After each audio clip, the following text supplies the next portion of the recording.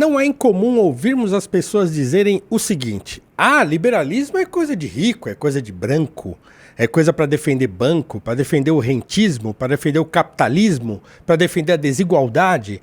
Bem, no Brasil talvez seja isso mesmo, mas conceitualmente, o que é o liberalismo? É sobre isso que nós vamos falar no vídeo de hoje.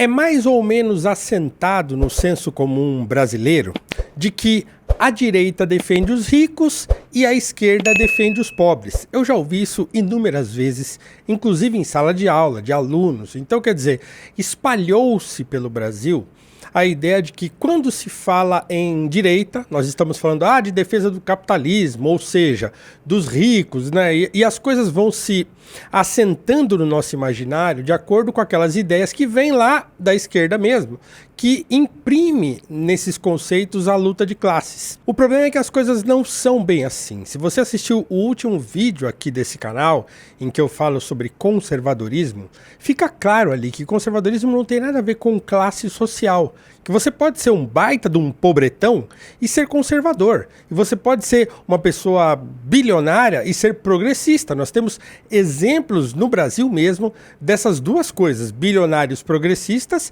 e pobretões conservadores. Em relação ao liberalismo acontece a mesma coisa. O liberalismo, por ser, a doutrina, digamos assim, na qual se assenta o capitalismo, na qual o capitalismo foi construído, tem-se a ideia de que o liberalismo em si mesmo é uma doutrina elitista, capitalista, que não pensa nos pobres, que só pensa em fomentar a desigualdade, que não se preocupa com os desvalidos, com os miseráveis. Então, todo mundo praticamente, a não ser aquelas pessoas que são um pouco mais politizadas, pensa que quando a gente fala de direita, aí a pessoa já coloca na cabeça aquela meia dúzia de políticos em que ela associa à direita e fala, esses aí são os políticos de direita, e aí pensa em outros políticos e esses são os de esquerda, e a coisa fica dicotomizada na cabeça da pessoa, que é mais fácil, inclusive, quando você já rotula logo e já classifica de uma vez e encerra o assunto. Mas quando a gente olha para a história brasileira, não é isso que a gente vê. Sobretudo quando a gente vê um período político como o século XIX, que nós tínhamos aqui no Brasil dois partidos, que era o Partido Liberal e o Partido Conservador. Esses dois partidos, eles dentro do parlamento, eles ficavam chaveando as suas opiniões e os seus desejos e o modo de enxergar o mundo e enxergar as mudanças sociais, mas também essas coisas não eram tão estanques assim. Você tinha muitos políticos que eram do Partido Liberal e que eram fundamentalmente conservadores, e você tinha muitas pessoas dentro dos partidos conservadores que tinham atitudes e pensamentos que eram liberais. Então as coisas não eram tão estanques como hoje a gente tende a achar que as coisas são. Estudando os políticos e a política do século XIX, você enxerga muito isso, essa divisão que não é muito bem delineada, apesar dos partidos terem lá suas ideias distintas, as suas formulações teóricas distintas, essas coisas meio que eram meio amalgamadas num momento muito específico da história brasileira. Então, quer dizer, o Brasil era um país escravista ainda, e mesmo na discussão sobre a escravidão, essas coisas não eram tão distintas assim. Para vocês terem um exemplo, todas as leis de abolição, tanto a lei do ventre livre, quanto a lei dos sexagenários e a própria lei áurea, foram assinadas em gabinetes conservadores. Então, quer dizer, não é porque os liberais, em tese, defendiam mais a abolição e uma grande parte dos políticos conservadores defendesse, se não a manutenção da escravidão, a sua extinção gradual, Então muitos conservadores que eram abolicionistas diziam, olha, não, mas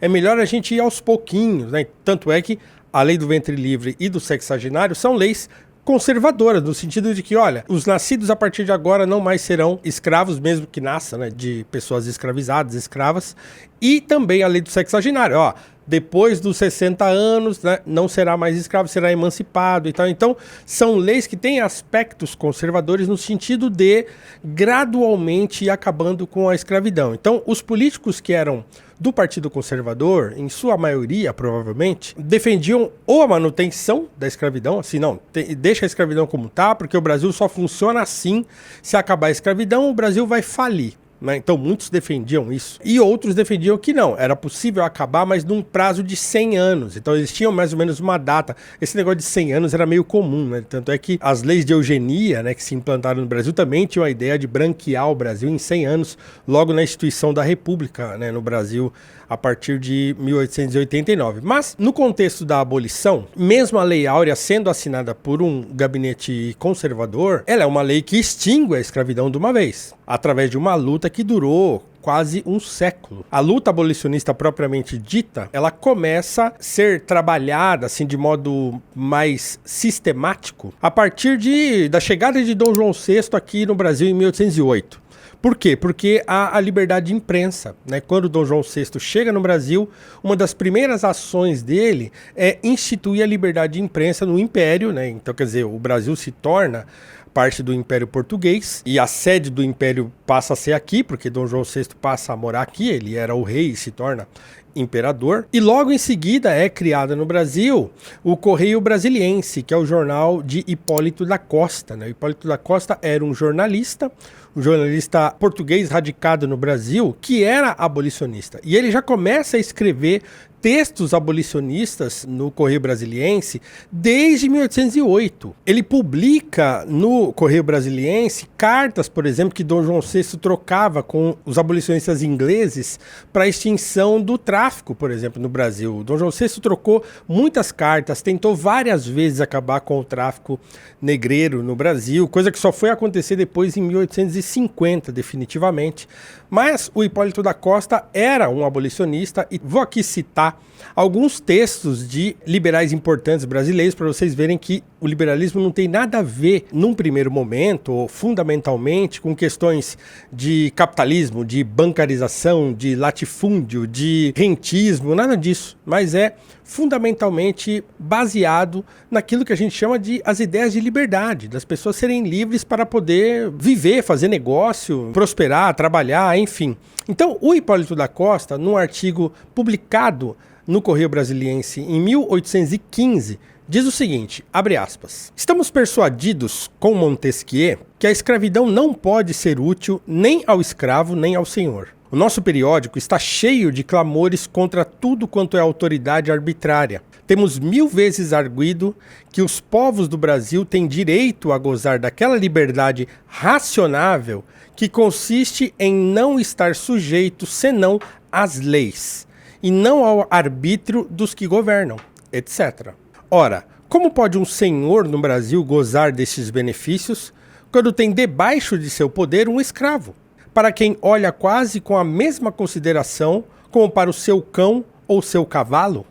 Conhecemos bem que nos estamos explicando em linguagem um pouco forte, mas é chegado o tempo em que é preciso encontrar o mal cara a cara, e tanto o governo como o povo do Brasil devem olhar para a questão no seu verdadeiro ponto de vista. Fecha aspas. Então esse é o Hipólito da Costa, né?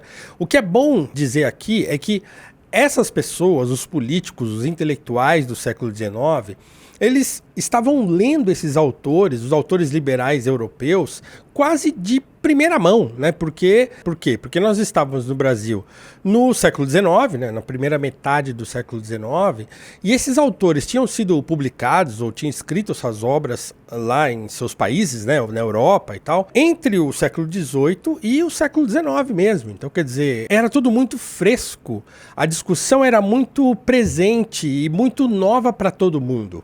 Então, os autores que estavam lendo, esses autores ingleses e escoceses como Adam Smith e outros autores liberais aqui no Brasil, eles estavam lendo e já traduzindo toda essa teorização a respeito do liberalismo, do próprio capitalismo, para o contexto brasileiro. Então, é óbvio que todo o contexto do liberalismo brasileiro está fundamentalmente ligado ao abolicionismo. Por isso que eu digo que a única maneira de se pensar o liberalismo no Brasil não é a partir da elite, mas a partir do abolicionismo, a partir desse movimento que surge aqui no Brasil no século XIX para acabar com a escravidão e para conduzir o Brasil para a modernidade, para a prosperidade, para um outro tipo de configuração socioeconômica que não aquela que ficou assentada pela escravidão durante quase 350 anos. Então, praticamente todos, né, eu não me lembro de nenhum, mas praticamente todos os autores que eram liberais no Brasil, todos os políticos que eram liberais no Brasil, eles advogaram contra a escravidão. Então, quando se diz que o liberalismo é a liberdade também de escravizar, isso é completamente errado. Porque os autores liberais, todos os importantes autores liberais falaram contra a escravidão. Ah, você diz, ah, não, mas o John Locke não falou, né? Não, mas, né, se o John Locke não falou, o Jean-Baptiste Say falou, o Bastiat falou, o Adam Smith falou. E aqui no Brasil, praticamente todos falaram contra a escravidão. Quando a gente vê, por exemplo, os textos do Visconde de Cairu, né, que é o José da Silva Lisboa, né, que foi um político brasileiro, um historiador brasileiro, um liberal brasileiro, ele foi o primeiro a traduzir trechos do livro do Edmund Burke, né, Reflexões sobre a Revolução na França, né, que é um dos marcos do pensamento liberal europeu. Ele foi o primeiro brasileiro a traduzir trechos da obra do Edmund Burke aqui no Brasil. Ele não traduziu completo, mas traduziu trechos. Isso foi publicado em livro aqui no Brasil, na época, né, na primeira metade do século XIX, e depois foi republicado mais recentemente aqui no Brasil. Então, esses autores, eles eram liberais de primeira linha, né? Então, num texto, um parecer, na verdade, né, que o Visconde de Cairu escreveu contra a escravidão, ele vai dizer o seguinte, olha só, num pequeno trecho, eu acho que está tudo muito bem explicado. Olha só. Sei que repugna aos comuns sentimentos da humanidade e ao espírito do cristianismo, que manda não fazer contra o outro o que ninguém quer contra si. O que, posto às divinas escrituras, por amor da paz e da subordinação, ordenassem a obediência dos senhores civis e domésticos, quer bons, quer díscolos, e não proscrevessem explicitamente tão absurdo estabelecimento, complicado com 1000 vícios e abusos, que não se podem arrancar de salto sem fazerem maiores males. Só um parênteses, o que ele está dizendo aqui, daquilo que se falava na época, de que o escravo deveria obedecer ao Senhor, porque, né, a Bíblia fala isso, o apóstolo Paulo fala lá, inclusive num pequeno livro da Bíblia chamado Filemon, né, ou Filemon, como alguns dizem, né, que é uma carta, né, que Paulo envia lá ao Filemon, que ele receba de volta o seu escravo Onésimo, né? Então é disso aqui que ele está falando, mas fechando parênteses e continuando aqui a leitura. Todavia, não é tal tolerância argumento que justifique as barbaridades do que a força, a fortuna ou o erro elevaram sobre seus semelhantes. Por mais que se dissimule e se palie instituição tão terrível, ou seja, a escravidão, sempre os brados da sufocada humanidade apregoaram a verdade da sentença de Sêneca.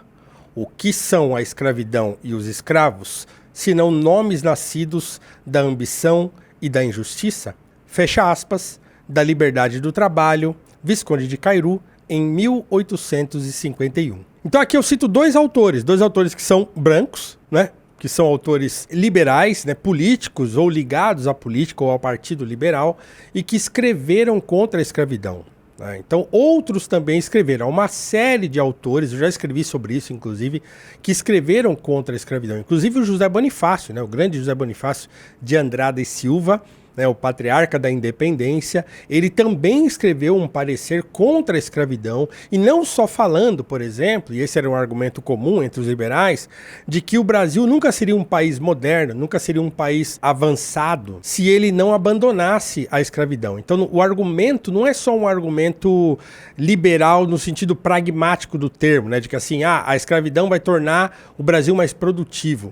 Mas ele também usa argumentos morais, como fez o Adam Smith, por exemplo, né, que antes de escrever A Riqueza das Nações, escreveu a Teoria dos Sentimentos Morais. Então, esses liberais todos, eles eram muito imbuídos de um sentimento moral de que a escravidão era um erro, era uma imoralidade.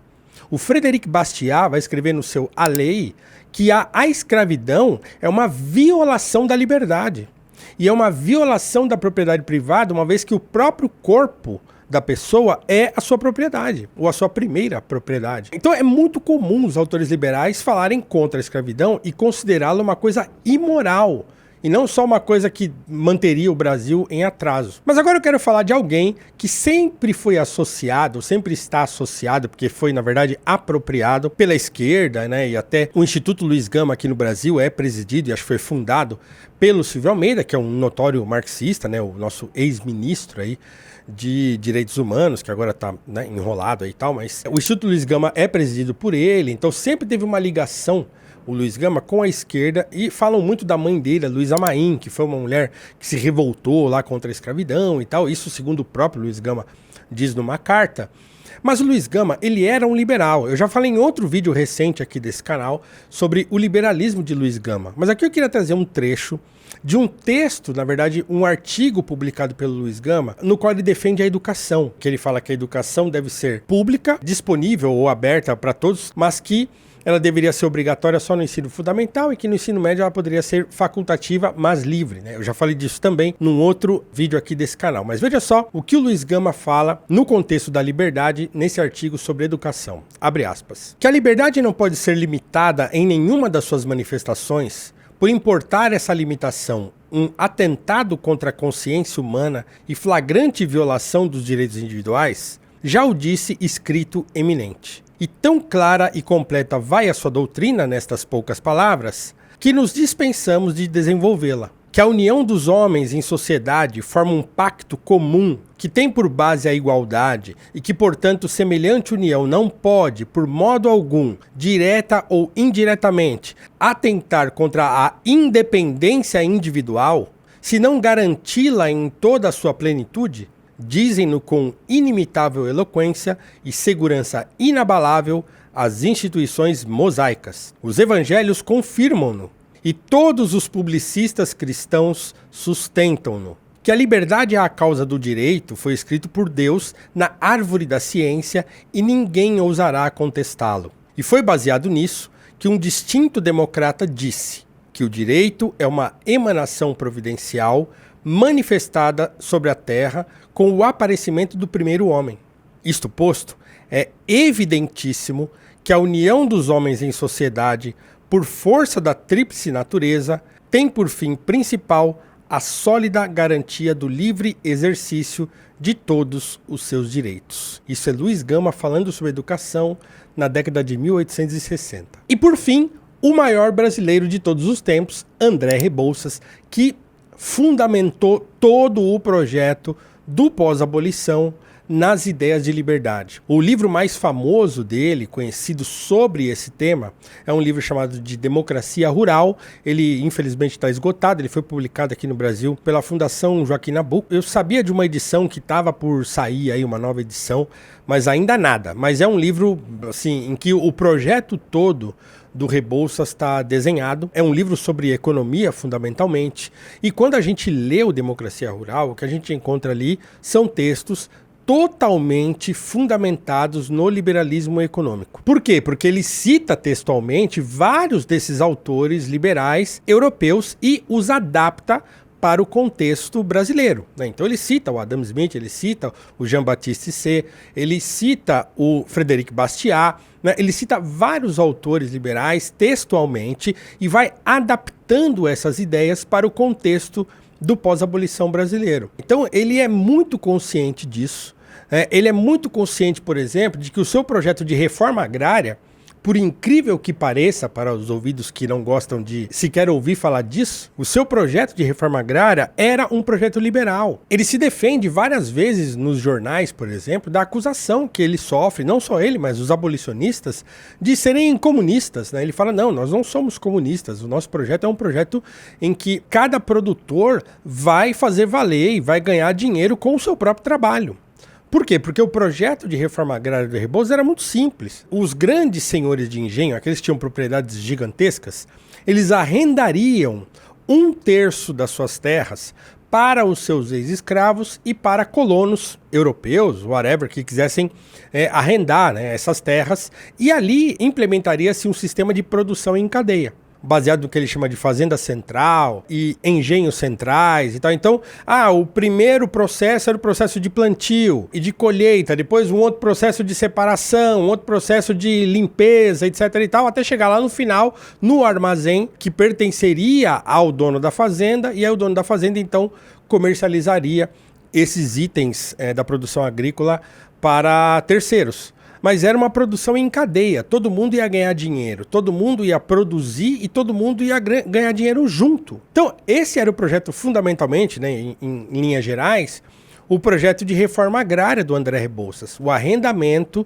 de parte dos grandes latifúndios para os ex-escravos e para colonos. Por isso que ele sempre falava que ele era um grande advogado contra o latifúndio, né? Então ele fala, eu sempre lutei a minha vida inteira contra o latifúndio. Ele chamava os latifundiários de abusocratas. Então, ele chamava de landlords, né, que é os grandes senhores de terras, né, ele usava o termo em inglês, mas ele sempre falou contra os latifundiários e ele sempre disse isso, que os latifúndios deveriam ser desfeitos e serem arrendados no processo de pós-abolição para os ex-escravos das grandes fazendas. Esse era o projeto do Rebouças, por isso era um projeto totalmente liberal, não tinha nada a ver com socialismo, com tomar do rico para dar para o pobre, não era para todo mundo ganhar, para todo mundo sair ganhando, produzindo. Então, em alguns trechos dessa obra dele, ele fala diretamente sobre liberalismo num sentido mais conceitual. Então, no primeiro trecho ele diz o seguinte, olha só, abre aspas. Dentro do círculo dos seus direitos, cada cidadão deve ser, tem perfeitamente o direito de ser, pela nossa Constituição e pelas nossas leis, um Estado, uma companhia, uma associação, soma os círculos dos direitos dos cidadãos que a compõem.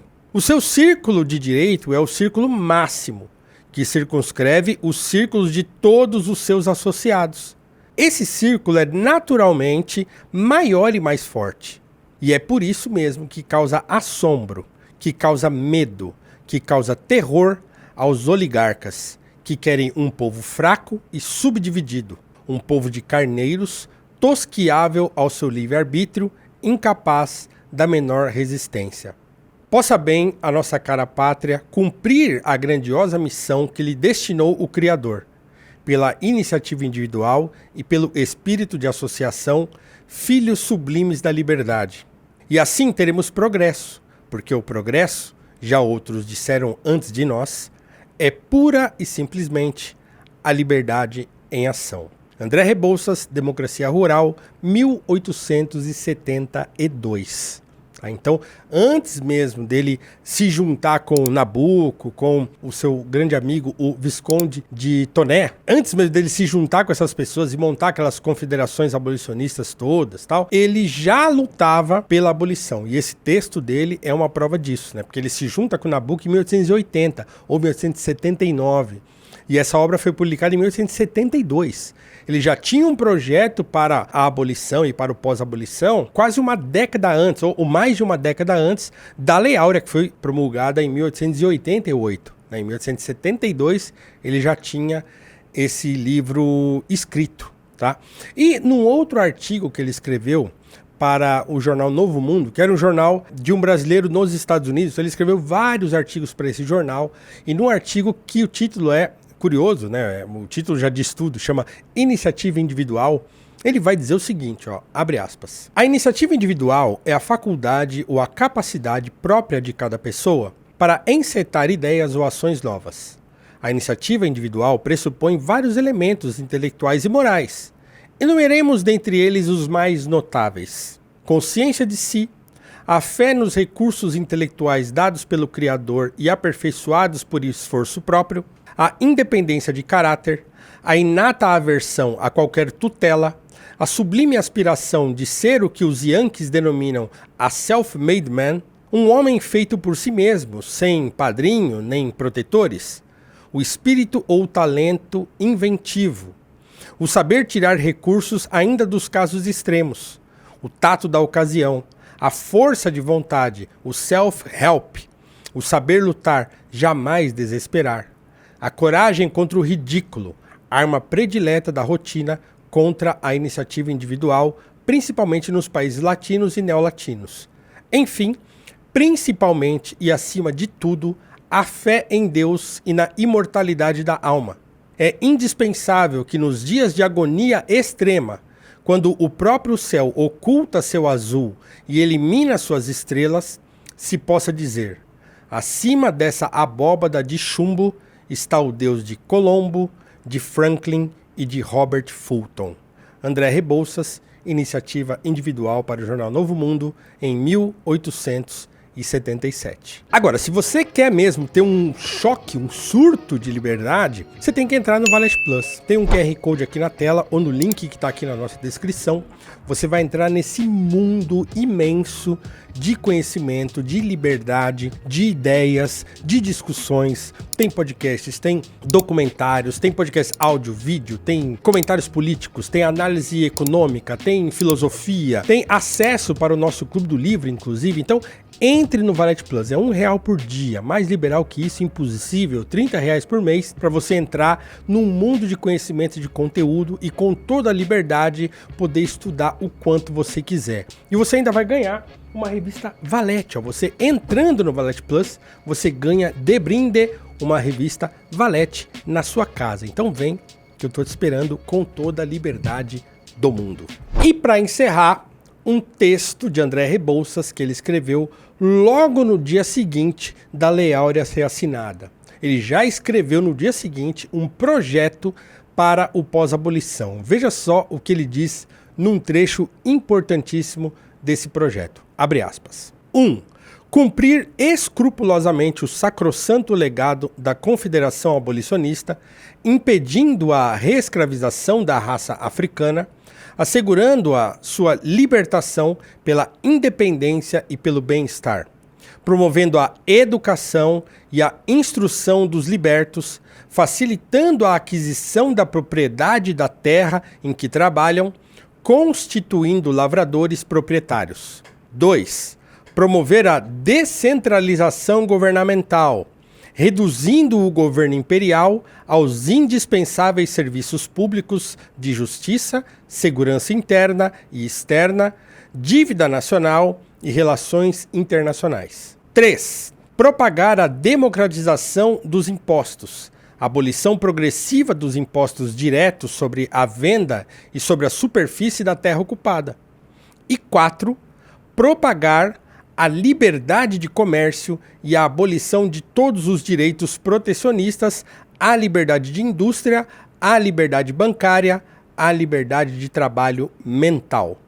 André Rebouças, Programa de Evolução após o 13 de maio de 1888. Então veja, eu não estou falando aqui de rentismo, eu não estou falando aqui de capitalismo selvagem, eu não estou falando aqui de capitalismo financeiro, eu não estou falando aqui de ricos massacrando os pobres, eu não estou falando aqui de grandes fortunas em contraposição à miséria extrema. Não, o que eu estou dizendo aqui é que os grandes abolicionistas brasileiros eram liberais. E o liberalismo que se propagou aqui no Brasil, ele foi fundamentado nas ideias de abolição.